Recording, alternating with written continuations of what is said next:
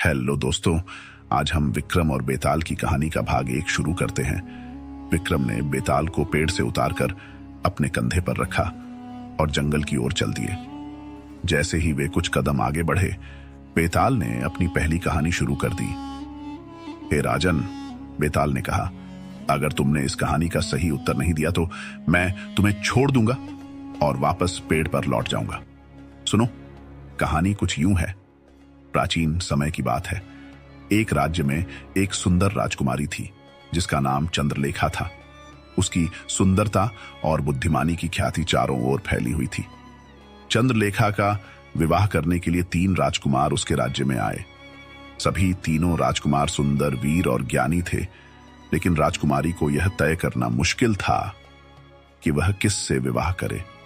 राजा ने अपनी बेटी से कहा, चंद्रलेखा, तुम इनमें से एक को अपना जीवन साथी चुन सकती हो। परंतु चंद्रलेखा के लिए यह निर्णय आसान नहीं था। उसने सोचा कि वह समय आने पर ही इस निर्णय को करेगी।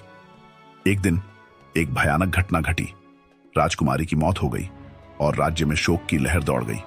उन तीनों राजकुमारों ने भी यह समाचार सुना और शोक में डूब गए। पहला राजकुमार, जिसने राजकुमारी से सच्चा प्रेम किया था, ने उसकी अस्थियां इकट्ठी की और एक गुफा में जाकर तपस्या करने लगा। वह उसकी यादों में खो गया और अपने जीवन का त्याग कर दिया। दूसरा राजकुमार, जो चिकित्सा शास्त्र में निपुण था, ने अपनी विद्या का उपयोग करके कोशिश की कि वह राजकुमारी को जीवन में वापस ला सके। उसने दुर्लभ औषधियों की खोज की और हर संभव प्रयास किया कि किसी तरह चंद्रलेखा पुनः जीवित हो सके। तीसरा राजकुमार, जो एक योद्धा था, ने अपने हथियारों को त्याग कर राजकुमारी की समाधि के पास ही वास करने का निश्चय किया। उसने वचन लिया कि वह उसके प्रेम में बंधा रहेगा और जीवन भर उसकी रक्षा करेगा। कुछ समय बाद दूसरे राजकुमार की चिकित्सा ने असर किया और राजकुमारी जीवित हो गई। पूरे राज्य में खुशी की लहर दौड़ गई और तीनों राजकुमार खुशी खुशी राजकुमारी के पास लौट आए। अब समस्या यह खड़ी हो गई कि चंद्रलेखा अब किससे विवाह करेगी। तीनों ने उसे पाने के लिए तपस्या, औषधि और रक्षा का व्रत लिया था। यह बेताल ने कहानी को रोका और विक्रम से कहा, हे राजन, बताओ, इन तीनों में से राजकुमारी का सच्चा जीवन साथी कौन है? अगर तुम जानते हुए भी उत्तर नहीं दोगे तो तुम्हारा सिर फट जाएगा। विक्रम ने कुछ क्षण सोचा और फिर उत्तर दिया, बेताल, मेरा उत्तर है दूसरा राजकुमार। वह चिकित्सा शास्त्र में निपुण था और उसने राजकुमारी को पुनः जीवन दान दिया। यही उसका सबसे बड़ा योगदान है। वह ही उसका सच्चा जीवन साथी होने का अधिकारी है।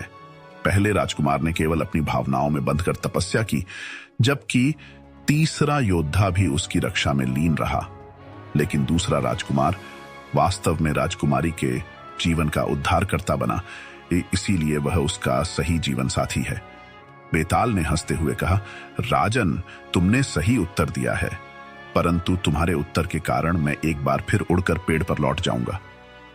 और यह कहकर बेताल हवा में उड़ गया और पुनः उसी पुराने पेड़ पर जा लटका। विक्रम को क्रोध तो आया, लेकिन उन्होंने फिर से दृढ़ संकल्प लिया और बेताल को पकड़ने के लिए वापस पेड़ की ओर बढ़े। Thanks for watching.